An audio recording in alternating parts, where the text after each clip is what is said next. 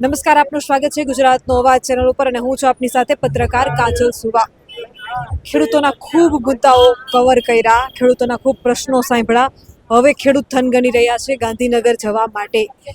ખેડૂતો તૈયાર છે, ટ્રેક્ટરો તૈયાર થઈ ગયા છે, ગામડે ગામડે ખેડૂતો સુધી સંદેશો પહોંચી ગયો છે અને તમામ ગામડેથી ખેડૂતો ફૂલ નહીં તો ફૂલની પાખડીની જેમ ગાંધીનગર જવા માટે રવાના થવાના છે. 15 તારીખની વાર નથી, એક દિવસ આડો છે. ત્યારે ખેડૂતોમાં કેવો ઉત્સાહ જોવા મળી રહ્યો છે. સર્વપ્રથમ મારે પહેલો સવાલ એ કરવો છે, આપ ખેડૂત છો, જેતપુરની સ્થિતિ જોઈ, સુરેન્દ્રનગરની સ્થિતિ જોઈ, દેવભૂમિ દ્વારકાના વિડીયો પણ જોયા, શું લાગે છે તમને?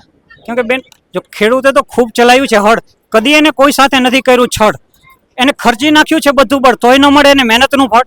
અને અમે તો સૌથી પહેલા તો તમારો આભાર માનશું કે તમે આટલા પત્રકાર થઈને સતત અમારી હારે છો. બાકી તો જે ઘડીક વાર લઈ લે છે ખેડૂતનો વેશ અને પછી પહેરી લે છે પક્ષનો ખેસ, પછી મલાઈ ખાઈને કરે છે ટેસ અને અમને આ દિલને પોગાડે છે ઠેસ. તો અમે એ જ કહીએ છીએ કે ખાલી ભવાઈ માટે ન આવો, આવો તો ખેડૂત બનીને સાચા આવો. કેમ કે ખેડૂતોની કરોડોની જમીન છે, જે આ થઈ જાય. અને જે પરસોત્તમ માસ, જે અમને તો હમણાં હું એક કવિતા એવું લખવાનો હતો તો જે મારે લખીને દેવાની હતી, મેં કીધું બંધ કરો.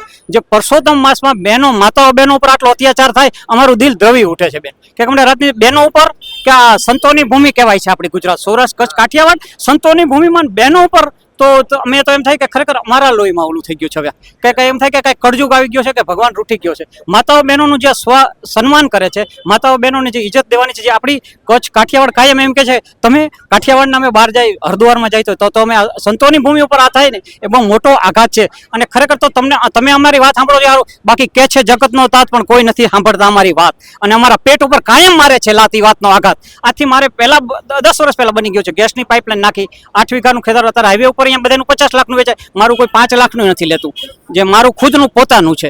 કેમ કે ગેસની પાઇપલાઇન, અને ત્યારે મારા મમ્મીને પાછું કેન્સરનું ઓપરેશન, એટલે હું એક કોરી ધોડાધોડીમાં તો ત્યારે પાછળથી નાખી દીધી પાઇપલાઇન. બીજી વાર થાંભલો આવ્યો એ કે આ તમારે ઓયડી પાડી નાખી, તમને આ બધું વળતર આપી છે, પાછળથી 1 રૂપિયો નથી આપ્યો, પેલા 50,000 આપીને 12 વીઘા ખેતરમાં. એટલે એનું એ જ હું આજે અમારા ભાઈઓને એ ન તકલીફ પડે, અમારી માતાઓ બહેનોને ન તકલીફ પડે એ માટે આવ્યા છે. કેટલા વર્ષ થયા? મારે 10 વર્ષ પહેલા બે.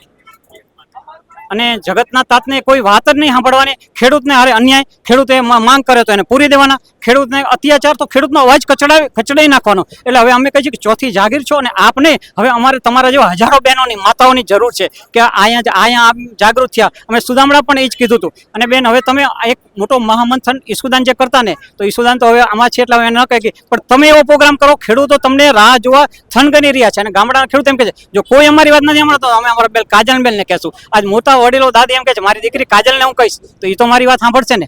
તો અમે હવે કહીએ ખેડૂતનો તો કોઈ વાત જ નહીં સાંભળવાની, ખેડૂતને પૂરી દેવાના. ખેડૂત ઉપર અત્યાચાર, ખેડૂત ઉપર અન્યાય તો ખેડૂત શું કરે? જો ખેડૂતનો પાસે જમીનનો ટુકડો છે એ પણ છીનવી લેવાનો. ખેડૂતે તો કાયમ હંમેશા આપ્યું છે જગતના તાતે સૌને સારું રાખ્યું છે. એને તો ખૂબ હળ ચલાવી અને એને આપેલું છે, એને દેશની સેવા કરી છે, તો એનો જ અવાજ કચડાવી દેવાનો તો કઈ રીતે હાલે? જો ખેતી ભાંગી જશે, ગામડું તૂટી જશે ને તો દેશ આખો તૂટી જશે બેન. ભાઈએ ખૂબ સરસ વાત કરી છે. અને દેવભૂમિ દ્વારકા મારો જિલ્લો છે, મને ખબર છે. થોડા સમય પહેલા મેં ભોગાત ગામનું રિપોર્ટિંગ કરેલું. ભોગાત ગામમાં કરોડિયાના ઝાડાની જેમ, આપ સૌ જાણો છો, લાંબા ગામ, દેવભૂમિ દ્વારકા જિલ્લાનું લાંબા બંદર ગામ છે કે જે વિન્ડ ફાર્મમાં એશિયાનો એનો નંબર આવે છે. એશિયામાં વિન્ડ ફાર્મમાં, પવનચક્કીમાં ત્યાં કેટલી પવનચક્કીઓ છે, કેટલા બધા પોલ, વીજ લાઈનો પસાર થઈ રહી છે ખાનગી કંપનીઓની. કરોડિયાનું ઝાડું કઈ રીતે હોય? કરોડિયાનું ઝાડું કે જેમાં નાના જીવાત ફસાઈ જતી હોય, એ કરોડિયાના ઝાડાની જેમ દેવભૂમિ દ્વારકા જિલ્લામાં વીજના પોલ ઊભા છે, કરોડિયાના ઝાડાની જેમ. ત્યાં બાજુમાં ભોગાતમાં ભંગ ડેમ કરીને છે, તો એ ડેમમાં પણ પોલ ઊભા કરી દેવામાં આવ્યા છે. ડેમની અંદર તમે વિચાર કરો, એ ડેમનો પટ છે, પૂરનો વિસ્તાર છે કે જ્યાં પૂરનું પાણી ભરાતું હોય, એવા વિસ્તારોમાં પણ પોલ ઊભા કરી દેવામાં આવ્યા છે. અને ચોમાસામાં એટલી તકલીફ પડે છે, એ પૂરમાં જે ઝાડી ઝાખરા અને તણાઈને આવતા હોય એ બધા પોલમાં ફસાય છે. ત્યાં પાણી વધારે જમા થાય છે, પછી ખેડૂતોના ખેતરો ધોવાય. અને બીજું કે રસ્તાની નજીક છે, ડેમની નજીક છે. હવે એમાંય ચોમાસામાં એક તાર તૂટી જાય તો એ કરંટ કેટલા લોકોનો જીવ લઈ શકે, આપ વિચાર કરો. અને વીજલાઇનનો મુદ્દો હવે કોઈ 1-2 જિલ્લા પૂરતો નથી, સમગ્ર ગુજરાતમાં આ પરિસ્થિતિ જોવા મળી રહી છે. ખેડૂતોને જાગવાની જરૂર છે ને સાથે સરકારને પણ યોગ્ય નિર્ણય, ધારાધોરણ અને કાયદાઓ બનાવવાની જરૂર છે, જેથી ખેડૂતોના હિતમાં સારો એવો નિર્ણય આવી શકે. આપ જોતા રહો ગુજરાતનો અવાજ.